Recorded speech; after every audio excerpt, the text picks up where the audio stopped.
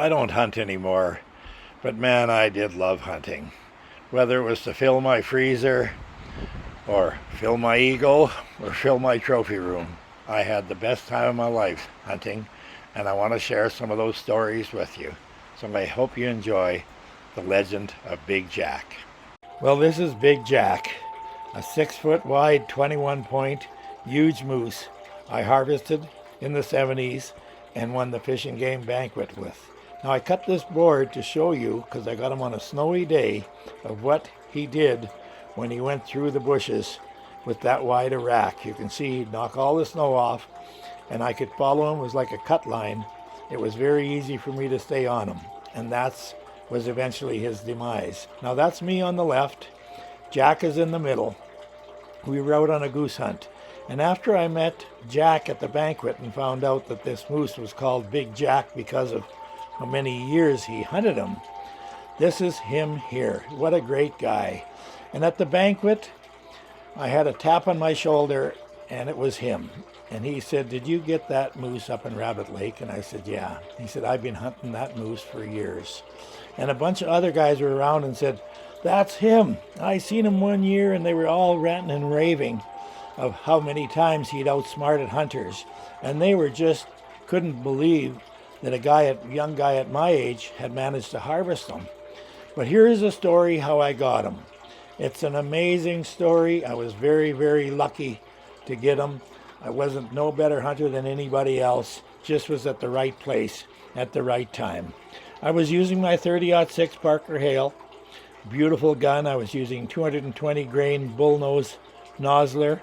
I had a 74 Arctic Cat Lynx 2 with a 20-inch track, and my 73 Ford F-150. And this is what I looked like back then, because you had to wear white or red. I would wear white when it was snowing and red when it wasn't. So this is what I looked like. Now the rest of these pictures are just out of my photo album, so you got something to watch while I'm telling the story of how I managed to harvest Big Jack. It was a snowy day. I took off, and now this is what a rack looks like when they're that big. When they're over 6 feet, they really, really cover a truck box. But anyway, I went down the logging road on the north side of the forest and unloaded my snow machine. And my usual MO was to get on the snow machine, drive around, fresh snow like that, and I'd look for a set of tracks and follow them.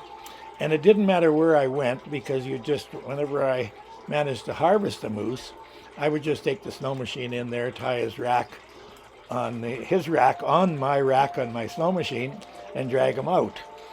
Anyway, I'm going slow, and I came into a clearing, and I couldn't believe my eyes. There was this huge moose running across the clearing. I didn't have time to get my gun out or anything, but I said, holy smokes. Now, I was always looking for fresh tracks. When an animal's standing in its tracks, it's as fresh as it gets. So I turned my machine around, because remember, in that kind of snow, if you stop, you have a heck of a time getting going. So I just kept going, went right around, made a little circle, went right back on my tracks, got off the machine, and started on the moose tracks. When I got to the edge of the clearing, I couldn't believe it. He literally stopped at the edge of the clearing. I could see where his tracks, he milled around, and he was watching what I was going to do. Of course, as soon as I got on his tracks and started tracking him, he took off on a dead run. So I'm following him quite a ways, and all of a sudden, I just hear crashing everywhere. I'm looking, and there is moose running every direction. I couldn't see if they had horns. There was so much snow in the bush. And all of a sudden, the bush was silent. And there I was. And I thought, well, there's no way I can track them now. But I looked around, and the clearing was beautiful. It had grass probably 5-6 feet high, and these moose had all bedded in that grass. Beautiful. And anyway, I looked around, and I could see where each one of it had gone through the bush and knocked the snow off. And then I looked, and I could see the cut line where Big Jack had gone through. The snow was completely, looked like a D9 cat had gone through there. Well, I had a brainwave. I took off after him. No problem tracking him after that. I didn't even look at his tracks. I would just look at the way he would knock the snow down, and I'm tracking him along. And we're going a long ways, back and forth, around. I have no idea what direction I'm going. I'm just tracking him. Anyway, all of a sudden, I see him coming up to a clearing. Man, oh man. So I speed up, figuring I might see him on the other side of the clearing. Well, what I did see was my snow machine. He'd made a huge circle, came right back to the clearing where I first seen him. I couldn't believe it. So I followed his tracks to where he went across the clearing. I went into where the bush where he went in, and here he'd licked snow for probably 50 yards around. He was licking snow. He was tired now. He was an old boy, and he was drinking, licking snow. And I thought, holy smokes. So I had heard from the Indians that you could run down a moose. So what I did is I went back to my snow machine. I stripped down to my tighty-whities. I put my white coveralls on, and I put my red hat, my gloves. I grabbed my rifle, and I took off on a run after him. And I ran hard because he was so easy to see where he was going, because I just looked where the snow was all knocked off. And I think he couldn't believe that I could track him that easy, because he took me amongst other tracks. He made a couple tight circles, and I just stay on. I'd see when he'd make a circle, and I could see, oh, there he goes. And I was on that cut line, and I'm going hard, real hard. And he's going hard too. And I see another clearing. I'm coming up on a clearing.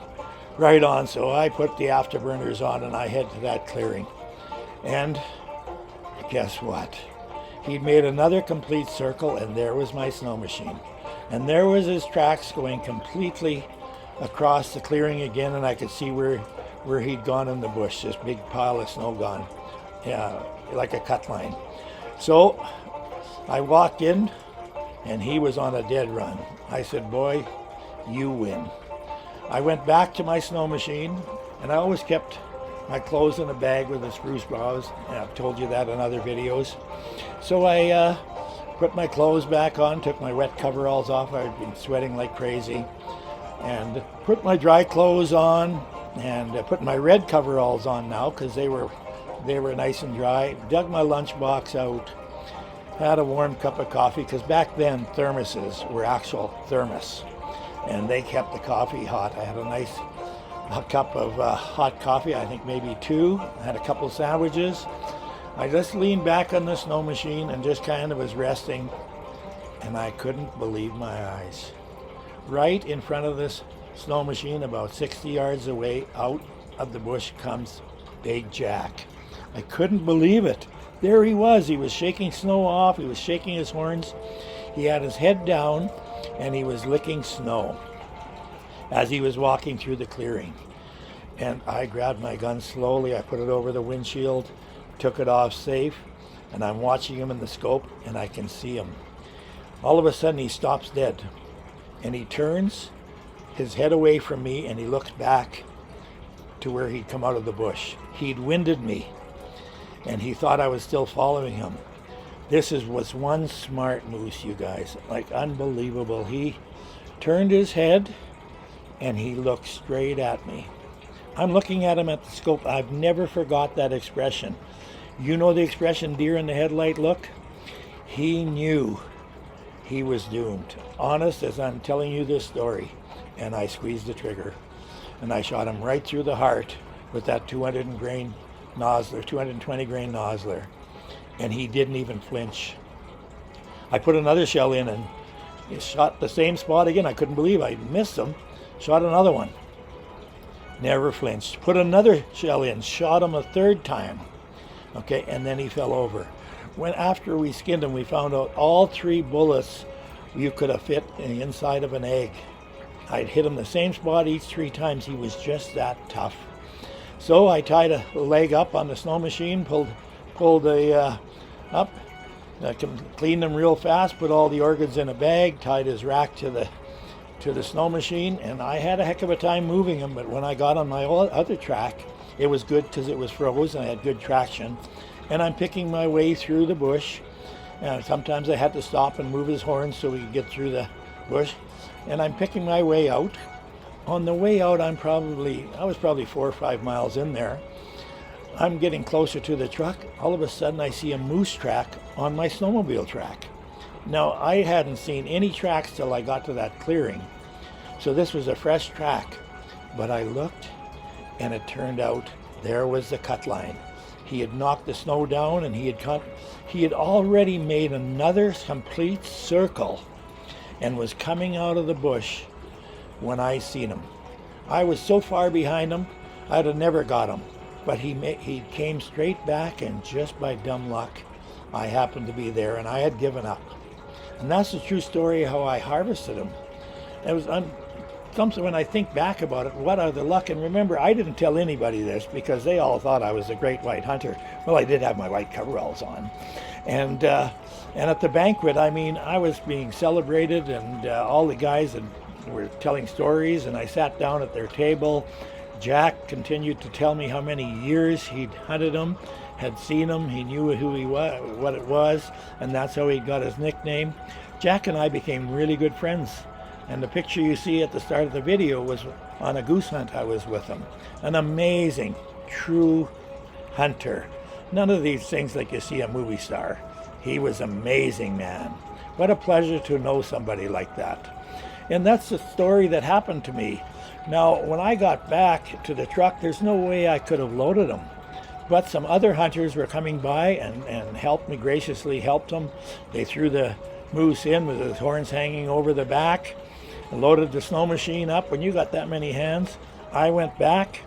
I phoned to the house, and I phoned my buddy who was a meat cutter, and he met me at the meat plant, and we lifted him up. We cut his head off. We skinned him, cut his head off, and hooked him into the neck. As high as that rail would go, his back feet were still on the ground. We could hardly lift them up. It was an amazing animal, a really fun hunt. I became kind of a legend after that hunt, but it was a lot of fun memories back then of a true amazing moose that I was just lucky enough to harvest. If you made it this far, I want to show you the exact what happened so you can see it. I drew a diagram here. Now I parked the truck on the logging road.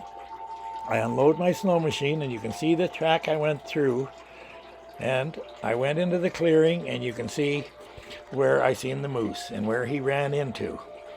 He ran around there. You can see where he went in, and then I'll show you as the video goes on. That's where a snow machine was. And this is where he ran in. He was watching me. Okay. And then he took off. This is the grass slough that he went into where all the moose ran out. And they ran everywhere, you guys. But I could see that cut line that he was making. Now I'm on his track. I track him all the way. I don't know how far. I'm just drawing the diagram. And he come into the same clearing. I seen my snow machine, and he went right across. And here's where he was licking snow. He licked a pile of snow. So I went back to my snow machine, and I undressed, got my coveralls on, and just coveralls, boots, mitts, and a hat, and I take off on a dead run after him. And I thought I was going to catch him any minute. Now you can see the circle he made again. I don't know how big the circle was, I'm just drawing it, but he made that complete circle around again and came out to the same clearing. When he came out, I had more or less given up. I went to my machine, and I had a coffee and a lunch and changed, and you can see, after I harvested him, which was right, you can see where he went the first circle, went through the clearing, okay, went through the second circle, and I followed him right through, got to the clearing, I'm played right out, I do change. After that, I had no idea he'd made another circle, and I didn't find out till I was going out and I seen his track and seen the cut line he was making. There was no other moose that size there.